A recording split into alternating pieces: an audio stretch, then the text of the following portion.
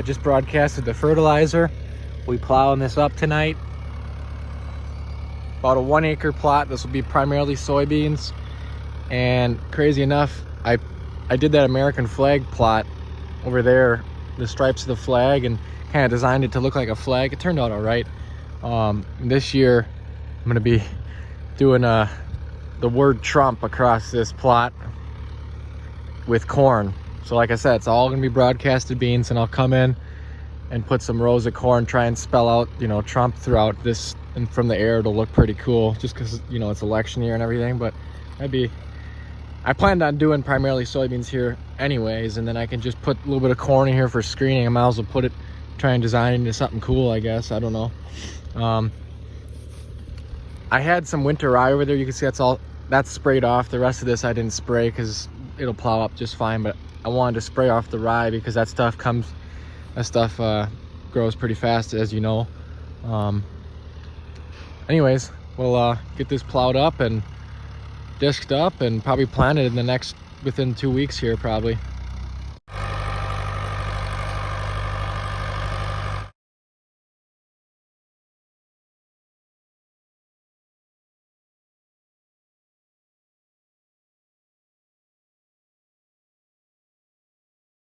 So what I'm gonna do is, this is, like I said, almost an acre, so pretty wide open. When these deer come out over here, they can look right across this. I wanted some corn in here for screening, so it being election year, I thought it'd be cool to put the word Trump across this plot. I'm gonna have to do that with the hand corn planter, spell it out, and you know, it's gonna help break up the plot pretty good and add extra food, because the corn I plant out there, like I said, will do pretty good. I plan on doing whatever, like 3 or 4 row letters, spelling it out across this plot. So like I said, I'm going to be broadcasting these soybeans, and I'll be using Prowl H2O. It's a new pre-emergent that I'm trying out this year. You can use it on corn or soybeans. The Simazine I used last year, you can only use that on grass crops like corn, switchgrass.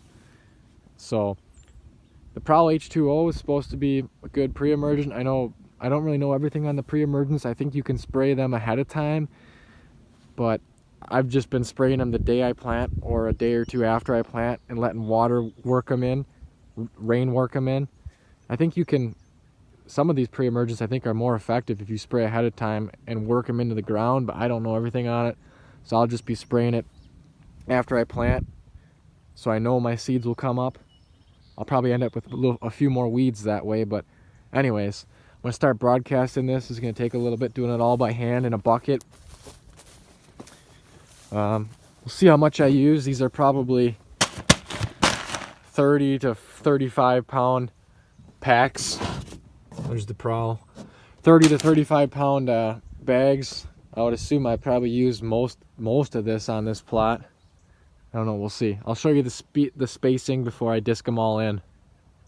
And once again, just normal harvested beans we buy from a buddy of my dad's. He's a farmer. So these aren't even seed soybeans. I've been planting just harvested soybean seed like this for years. The corn we buy seed for, but the soybeans, I mean, you can get away with just harvested seed. You don't have to buy expensive soybean seed.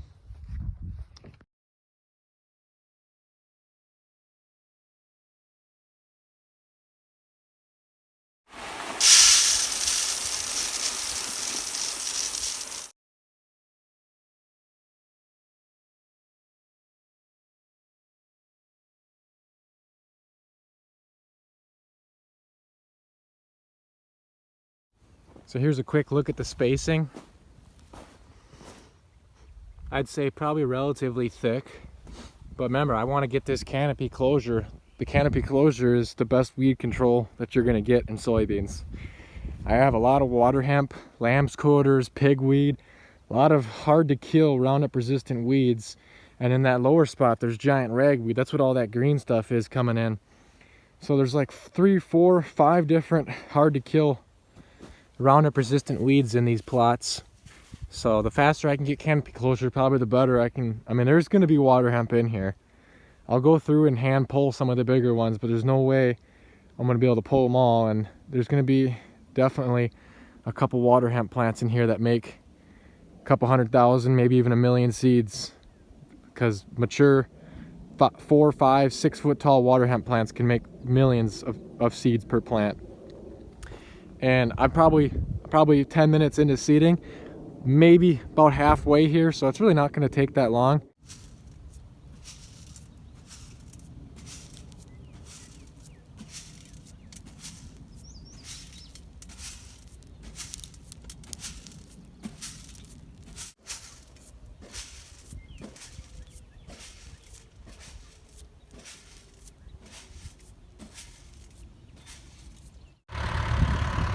All right, so that's one pass with the disc. That's all I normally do. Maybe a few areas get two diskings. Pretty much get almost 100% coverage. There's a couple here and there that are sticking out. The more I've noticed, the more times you disc, the more that you bring back up. So usually one time is about good. I'm sure some of them are probably a little deeper than what they should be, and some are obviously shallower than they should be, but pretty much everything comes up. Soybeans are pretty forgiving. I've had soybeans come up, like when some of the plants are already this tall, there's other ones that are just poking through, but that's a pretty small percentage that are down pretty deep. But yeah, looks good.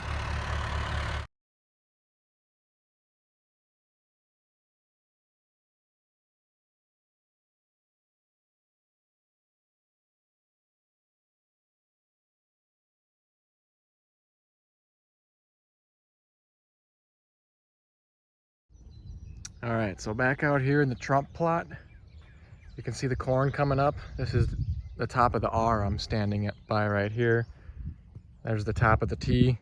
Anyways, these soybeans are coming up real good, almost a little too thick. I think I went a little over, I think I overdid these beans a little bit, but it doesn't look like it's gonna be super thick where it's gonna like potentially hurt their yield. Beans are pretty forgiving on plant spacing and population, where the corn is more essential. That was planted with the push planter, and that's looking pretty good.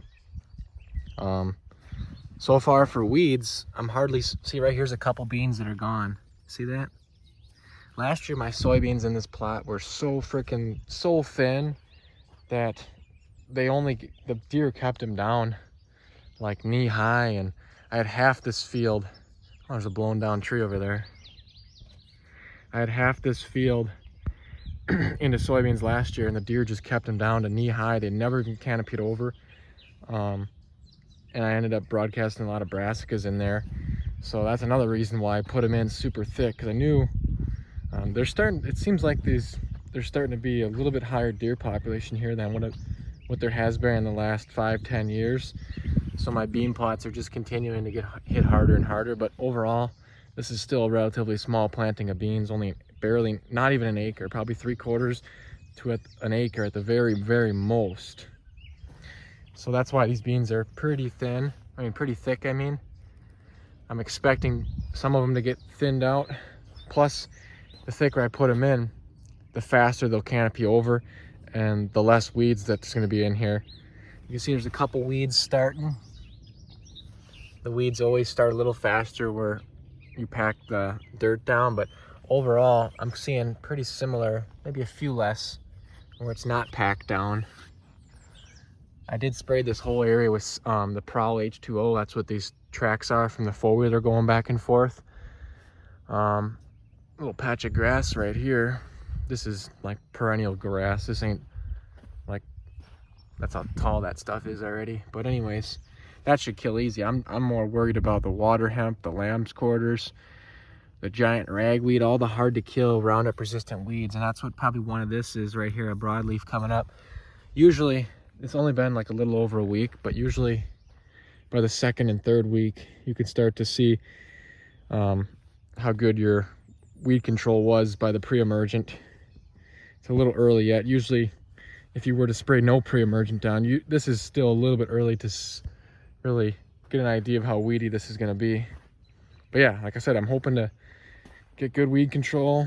There's a pretty clean field, because those water hemp plants get like 5-6 feet tall in here, and they just drop tons and tons of seed. That's not what you want.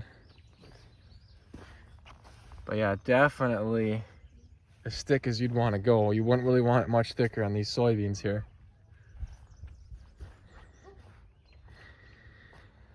So yeah, I'll see you in a later update, I guess. All right, so I'm back out here checking up on the Trump plot. It surprisingly, these beans have looked like they've fully recovered from the herbicide damage and are really starting to take off. Corn's looking good too. You can see hardly any weeds. I just got the backpack sprayer out here. I drove along the edge. Like I was showing you earlier, these beans, they were snapping off at the ground really easy, so I didn't want to drive through. And the weeds have never really even came in because like I said, that Prowl H2O definitely is holding back a lot of weeds, but I can't spray it that heavy in the future because it really stunted these beans. I'm just thankful and I'm lucky that they've been able to pretty much recover from being stunted for like 3 weeks, almost to a month. I bet you a lot of these still snap off. Let's just test this one, or maybe in a thicker spot here, like this one. It's hard to say, but I know when the beans get this big, they generally snap off anyways. But you can see some of these are still kind of weird looking. The leaves are shriveled up. But I'm just happy that they're putting on plenty of new growth, and they are thick enough that they're definitely going to canopy over. You can see there's snapped off ones from deer walking around in here. So the stems are still probably more brittle than what they should be. They were super brittle in the beginning. Like you see all these, normally you wouldn't see this in a food plot. The deer just walking through here, stepping on plants, breaking them off. So hopefully when they get real big, hopefully they don't just snap off at the ground. There's going to be plants snapping off left and right throughout this whole plot because they're just still kind of suffering. They're not 100%, but they do look a lot better than what I thought they would, you know, considering how they started out. Deer are definitely in here nipping on them now. I'm going to try taking up the drone every couple weeks, or now that the corn's growing so fast, maybe for sure every 2 weeks, just to get some footage of what this plot looks like with the Trump sign out here. It's going to be pretty cool. I would assume when the corn gets really tall, it might be a little bit hard to see the letters unless you're like directly over it, but right now it's about prime probably. The corn's really coming in lush. The whole plot is looking pretty good. This was the weaker looking side. I heard that the herbicide damage is more prevalent in areas with lower organic matter. This is a sandier ground. Down here closer to the swamp field, it's a little bit darker ground. I would assume a little bit higher organic matter. That's why these ones on the lower end started to recover a little faster. Whereas you look up here, you do see some that are completely shriveled up. And like definitely like right where I drove right here or something, there's a lot of these that are still not going to recover if they haven't recovered at this point, because must be an area where it got double sprayed for sure, because I drove along the edge, shot it this way, and I probably drove right here and shot some more both ways. But yeah, I definitely cannot mix this stuff that heavy. I think like I said, I was doing like 3 to 4 quarts per acre. Maybe I calculated wrong. Maybe I probably ended up putting on closer to, like, they say you can put on 3 to 4 quarts per acre, so that's why I mixed it up like that. Here's some dead grass that I spot sprayed probably like 2 weeks ago now. So I'm just gonna come through here. I'm not even gonna have to spray this with the 4-wheeler. Just spot spray this occasionally when there's thickets of grass and if there's any broadleaf outbreaks. But it looks like the majority of this plot is really starting to grow fast now. There is some openings in here, but the majority of this plot should be canopied over here in the next couple weeks. So once it canopies over, I'll be done spraying. I mean, that's your best form of weed control. Unfortunately, not all my bean plots look this is my best looking bean plot this year. And this isn't even the greatest looking bean plot. Unfortunately, some of my other beans are a little bit thinner than I'd like them to be, especially in a plot over that way. But anyways, yeah, looks like it's gonna turn out. I probably still have one more update in the video, so I'll just end this here and you'll see this in a couple weeks. All right, so back out to the what will be the final update of the Trump plot here. The beans, especially on this side, the lower high organic matter content, have fully recovered from the herbicide damage. And it looks like they're really going to turn into something. We should have canopy closure here within probably 2 weeks. It already is closed in some areas. You can see there's just scattered beans throughout this whole plot that have been stepped on by deer and killed because these stems are still pretty weak. If I push this one over, see how it just snaps right off? That should not be like that. But these things still, the deer actually starting to browse on them more. When they were younger and really stunted, they weren't really too palatable, I don't think, so the deer weren't really eating on them. I did spot spray in here, like I said, about 2 weeks ago, because there was a few scattered miscellaneous weeds coming up. Look at all the deer tracks in here. But other than that, it's been pretty weed free, obviously with a extremely high dose of pre-emerge. Kind of stunted them, like I said, but the corn's looking fantastic, and these right now are looking like my best beans anywhere I've grown this year. Like I said, I screwed up a lot of my beans this year by putting the Prowl H2O on too heavy, but it looks like it did turn out. So next year I'm definitely gonna have to go a little lighter, like I said. We got beans mixed in with all the corn here. They're looking all right. It'll be interesting to see how many pods these beans put on mixed amongst the corn here.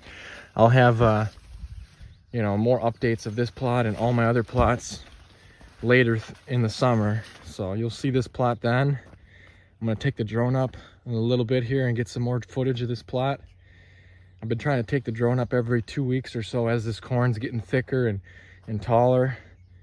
I think once the corn gets really tall, you'll still be able to see it, but I think right now, when the corn's, before it's all merging together, this is probably about the peak of how good it'll look from the air, the Trump sign out here. So right here, this is like the M I'm standing in right now, and yeah, I can't believe how well this worked out. Even though the deer are still munching on this corn quite hard, really hard actually, for some reason right here. That's why I knew I was gonna have to put at least 4 rows in to make these letters visible good. This corn should yield really high too, because it's getting extra sunlight on both sides. Not, you know, with it not being planted in a giant block a lot, and now with the deer thinning out a lot of it, like this ain't gonna make an ear. This one probably won't make an ear, but some of these will make ears if they don't get ate on any harder. But like with all this corn getting more sunlight than what it needs, a lot of these plants are gonna have 2 ears per stalk, and it'll be some pretty high yielding corn for the small amount of corn that's out here. All these letters combined is probably, there's an airplane flying over right now. Some of these airplanes have got to seen this thing by now.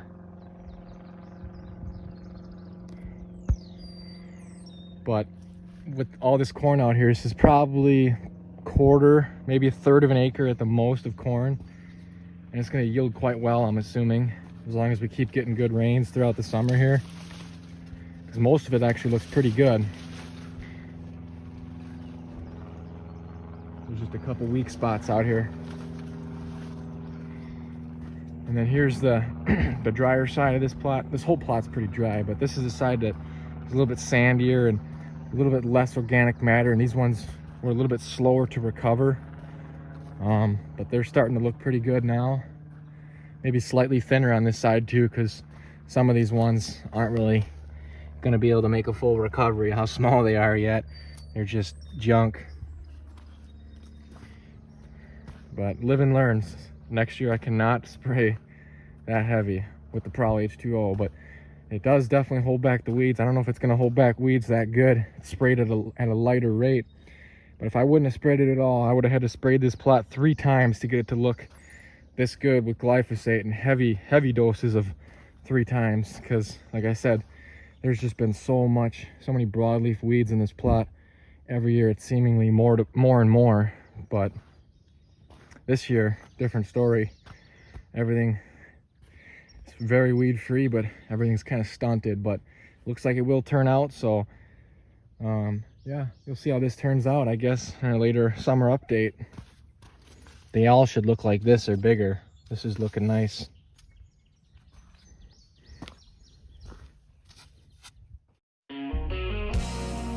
Trump the Don, back at it again. This time in the countryside. Shout out Jason Aldean, Morgan Wallen, and Dana White. I could have just retired in peace.